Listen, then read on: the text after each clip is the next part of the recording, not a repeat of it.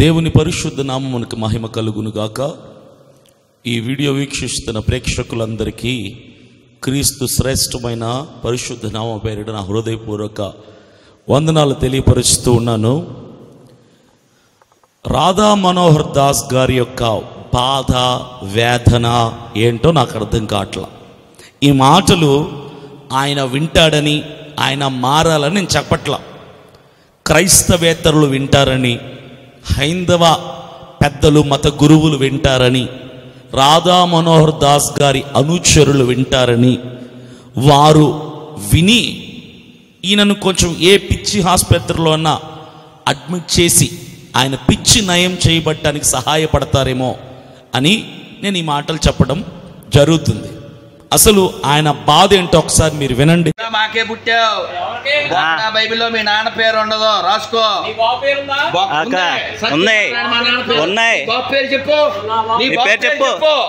చెప్పు. తుడుచుకునే బైబిల్లో మీ బాబు పేరు ఉందా?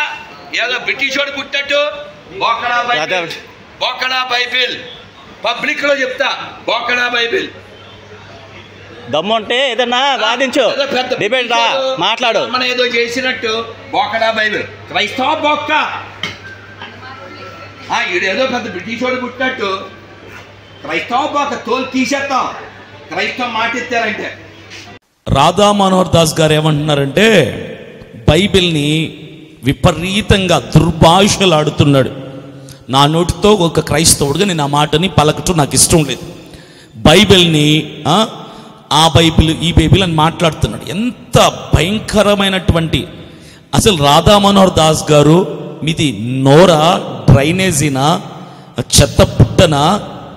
కొంచెమైనా సిగ్గుండక్కర్లా మీకు? నాకు వస్తున్నటువంటి బాధకి, ఆవేదనకి మిమ్మల్ని ఇంకా గౌరవిస్తూ మాట్లాడుతున్నాను చూడండి, మీరు మీరు అని. ఇది చాలా ఎక్కువ మీకు. కేవలం నా పరిశుద్ధ బైబిల్ గ్రంథం, నేను నమ్మిన నా క్రీస్తు ప్రభువులు వారు నేర్పించినటువంటి సంస్కారవంతమైనటువంటి క్రమం కలిగిన వాణ్ణి కాబట్టి మిమ్మల్ని గౌరవిస్తున్నా.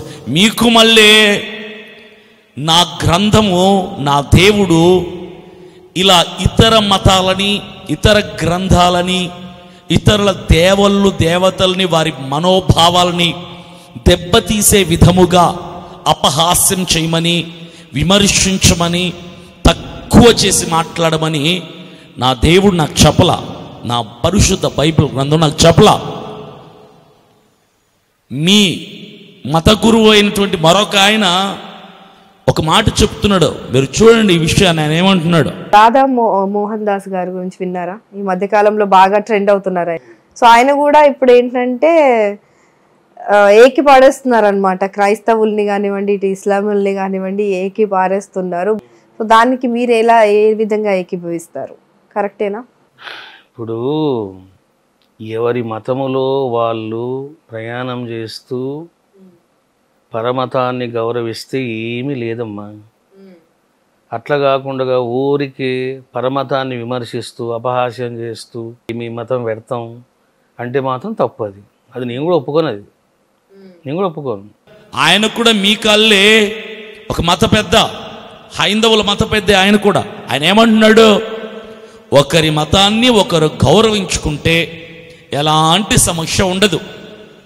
ఒకరి మతాన్ని ఒకరు విమర్శించి అపహాస్యం చేస్తే అప్పుడే సమస్యలు తలెత్తుతాయి అంటున్నారు.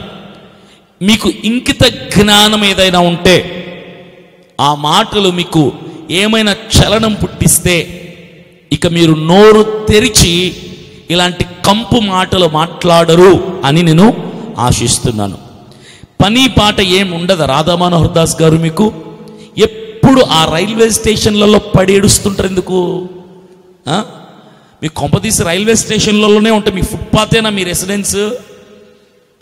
మీ నివాసం ఫుట్పాతా, రైల్వే స్టేషన్లో ఉన్న ప్లాట్ఫామా మీ నివాసము? చెప్పండి సార్. రైల్వే స్టేషన్లో కూర్చున్నారు, ఓకే. మరి రైలు ఎక్కడానికి కూర్చున్నారో, మరి ఇంకే పని కోసమో కూర్చున్నారో నాకు తెలీదు. కూర్చున్నప్పుడు నోరు మూసుకొని మీ పని చేసుకోవచ్చు కదా. మీరు వయసులో పెద్దలు, మత పెద్దలు, జ్ఞానవంతులు, మీ మతాల గ్రంథముల మీద మీకు జ్ఞానం ఉంది, మీకు గౌరవప్రదమైన సంస్కారం ఏదైనా మీ గ్రంథాలు మీకు నేర్పించుంటే శుభ్రంగా నోరు మూసుకుని కూర్చోవాలి. అలా కాకుండా దారుణ పోయే ప్రయాణికులతో మీకేంటి సార్ పని?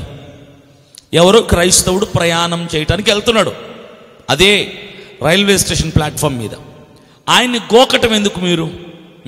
ఆయన గోకి మీ బైబిల్ అలాంటిది, మీ బైబిల్లో మీ పేరుందా, మీ నాన్న పేరుందా, మీ తాత పేరుందా, మీ ముత్తాత పేరుందా? ఏ రామాయణంలో నీ పేరు, మీ తాత పేరు, మీ ముత్తాత పేరు, వాళ్ళ ముత్తాత పేర్లు ఉన్నాయా? మా పేర్లు ఉన్నాయి, ఉండకపోతే మీకెందుకు సార్? మా పేర్లు ఉంటేనేంటి, ఉండకపోతేనేంటి? నోరు జాగ్రత్త. రాధా మనోహర్ దాస్ గారు చెప్తున్నాను మరలా, క్రైస్తవులకి క్రీస్తు ప్రభువులు వారు నేర్పించిన సంస్కారం ఏంటంటే మీ శత్రువుని మీరు ప్రేమించండి అని చెప్పాడు మా దేవుడు. మీ శత్రువులనైనా ప్రేమించ, లవ్ యువర్ ఎనిమీ అని చెప్పాడు. కేవలం ఆ ఒక్క నినాదం, ఆ ఒక్క మాటని బట్టి ఇంకా మీరు క్షేమంగా ఉన్నారు భూమి మీద. కేవలం మా దేవుడు మాకు నేర్పించిన ఒక్క సంస్కారం, శత్రువు అయినా సరే పగపట్టద్దండి, కక్ష కలిగి ఉండద్దండి, కొట్టకండి, తిట్టకండి, చంపకండి, శత్రువునైనా ప్రేమించండి అని మా యేసు ప్రభువుల వారు పరిశుద్ధ బైబిల్ గ్రంథం మాకు బోధించిన సత్యం. కాబట్టి మీరింకా క్షేమముగా భూమి మీద ఉన్నారు. మీరు బైబిల్ని పట్టుకొని ఇలా విపరీతమైన దుర్భాషలాడుతూ, క్రైస్తవుల్ని కించపరుస్తూ, హేళన చేస్తూ, విమర్శిస్తూ, అపహాస్యం చేస్తూ మాట్లాడుతున్నా మీ మీదికి క్రైస్తవులు దండెత్తి రావటం లేదు. మీరింకా క్షేమంగా ఉన్నారు. మీరింకా రోడ్ల మీద, ఫుట్పాత్ల మీద, ప్లాట్ఫాముల మీద పనికి మాలిన పనులు చేస్తున్నారు అంటే దానికి కారణం ఏంటో తెలుసా సార్? శత్రువులను ప్రేమించమని మా యేసయ్య చెప్పాడు. కాబట్టి ఆ మాట కనుక మాకు చెప్పకపోయి ఉంటే మీరు మాట్లాడే మాటలకి ఈ పాటికి ఏ రోజో మీరు భూమి మీద లేకుండా పోయేవాళ్ళం. మేము ప్రేమ కలిగిన వ్యక్తులం కాబట్టి మా గ్రంథం, మా దేవుడు మాకు నేర్పించింది ప్రేమ తత్వం కాబట్టి మా గ్రంథాన్ని మీరు ఎన్ని దుర్భాషలాడినా మౌనముగా భరిస్తున్నాం, సహిస్తున్నాం, ఓర్చుకుంటున్నాం, వింటూ కోపాన్ని అణుచుకుంటున్నాం. క్రైస్తవులంటే మీకు చేతులకు గాజులు వేసుకున్నలా కనపడుతున్నారేమో. రాధా మనోహర్ దాస్ గారు, రోషం కలిగిన వాడు క్రైస్తవుడు. శత్రువుని ప్రేమించమని మా దేవుడు చెప్పిన ఒక్క మాటకు కట్టుబడి మౌనాన్ని వహిస్తున్నామే తప్ప, లేదంటే పాటికి మీరు అస్సలు మాట్లాడటం నోరు ఉండేది కాదు. జవహర్ లాల్ నెహ్రూ గారు ఒక మాట చెప్పారు, క్రైస్తవులు నిద్రిస్తున్న సింహముల వంటి వారు, ఎవరు వారిని నిద్ర లేపకండి. క్రైస్తవులు నిద్రిస్తున్న సింహాల వంటి వాళ్ళు. మేము నిద్రిస్తున్న సింహాల వంటి వారం. మీలాంటి పనికి మాలిన వాళ్ళు మాట్లాడే మాటల్ని వింటూ కూడా మౌనాన్ని వహిస్తున్న సింహముల వంటి వారం. అయినా రెచ్చగొడుతున్నారు, దుర్భాషలాడుతున్నారు, క్రైస్తవుల్ని అవహేళన చేస్తున్నారు, అవమానపరుస్తున్నారు. రోడ్ల మీద, పబ్లిక్లో, ప్లాట్ఫామ్ల మీద, ఫుట్పాత్ల మీద మీరు ఎలా పడితే అలా మాట్లాడుతున్నారు.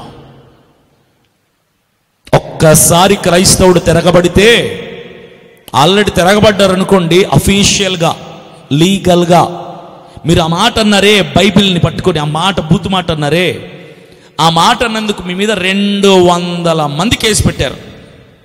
ఆ విషయం తెలుసు. 200 మంది క్రైస్తవులు మనోభావాలు దెబ్బతింటే 200 మంది కేసు పెట్టారు మీ మీద. ఇంకా సిగ్గు రావటం లేదే మీకు?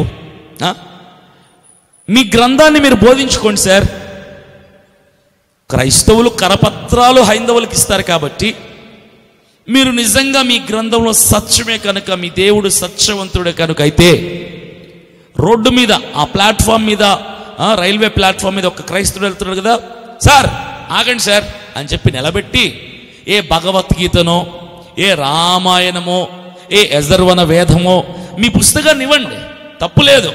అంతేకాని క్రైస్తవుణ్ణి పిలిచి గోకి మరి ఆ క్రైస్తవ్యాన్ని, క్రీస్తు ప్రభుల వారిని, క్రీస్తు ప్రభువుల వారు మాకు ఇచ్చినటువంటి గ్రంథాన్ని దుర్భాషలాడటం ఎంత తప్పు.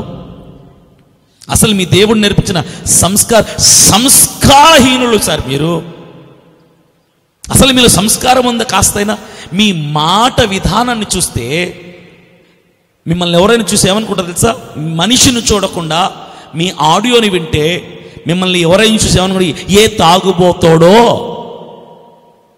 ఏ పనికి మాలిన రోడ్డు మీద గాలికి తిరిగే వేధవో అనుకుంటారు. ఆడియో వింటే మిమ్మల్ని అనట్లా నేను. మీ ఆడియో వింటే మీ వాయిస్, మీ స్లాంగ్, మీ వొకాబులరీ, మీ ప్రొనౌన్సియేషన్, మీరు ఇతర గ్రంథాన్ని, ఇతరులు నమ్మే దైవాన్ని, ఇతరులు నమ్మేటువంటి సిద్ధాంతాన్ని మీరు దుర్భాషలాడే విధముని ఎవరైనా ఆడియో వింటే వీడు ఏ తాగుబోతాడో, ఏ తిరుగుబోతాడో, ఏ పని పాట లేని జులాయి వెధవో అని అనుకుంటారు సార్. అది మీ స్థితి. రాధా మనోహర్ దాస్ గారు, మీకు భక్తి ఉంది అంటే ఎలా నమ్ముతారు సార్? మీ పద్ధతి బాగలేదు, మీ మాట ఉచ్చారణ బాగలేదు, మీ క్రియలు బాగుండటం లేదు, మీ సంస్కారం అసలు లేదు, మీకు సంస్కారమే లేదు.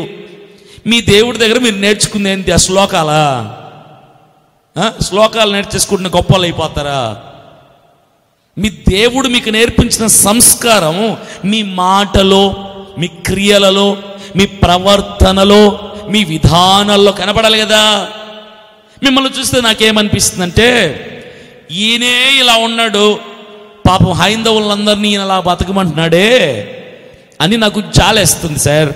రాధా మనోహర్ దాస్ గారు, మీకు నేను స్వీట్ వార్నింగ్ ఇస్తున్నా. మరలా ఇది రిపీట్ అవ్వకుండా ఉండేలాగా జాగ్రత్త పడండి దయచేసి. మీ నంబర్ నా దగ్గర ఉంది. మీ నంబర్ని YouTube, Facebook, WhatsApp, Twitter, Instagram వీటన్నిటిలో నంబర్ని హైలైట్ చేసి, క్రైస్తవులారా ఇదిగో ఇది రాధా మనోహర్ దాస్ గారి నంబరు, మీరు మాట్లాడుకోండి అని మీ నంబర్ పబ్లిసిటీ చేశాను అనుకోండి, చిరాకొచ్చి మీ ఫోన్ మీరే పగలగొట్టుకునే స్థితికి దిగజారిపోతారు. లేదా క్రైస్తవులు ఫోన్లు ఎత్తలేక పిచ్చెక్కేసి పిచ్చి ఆసుపత్రులు జాయిన్ అయిపోతారు. అంతవరకు ఎందుకు తెచ్చుకుంటారు సార్? మేము ప్రేమ తత్వం కలిగి ఉన్నప్పుడే, మీరు ఎన్ని దుర్భాషలాడినా భరిస్తున్నప్పుడే మీ వైఖరి మార్చుకొని మీరేం చేయక్కర్లా, మీ గ్రంథాలను మీరు బోధించుకోండి, మీ శ్లోకాలు మీరు పాడుకోండి. వీలైతే క్రైస్తవులు కనపడితే మీ గ్రంథాన్ని, మీ కరపత్రాలని పంచండి, అది చేసుకోండి. మా గ్రంథం మీద, మా దేవుడి మీద పడి ఏడవటం ఆపేసి నోరు మూసుకొని చక్కగా మీ దేవుడు మీకు అప్పచెప్పిన బాధ్యతని నిర్వర్తించుకుంటే అది మీకు క్షేమం, మాకు క్షేమం. రాధా మనోహర్ దాస్ గారు, జాగ్రత్త. అర్థమైందా? God bless you.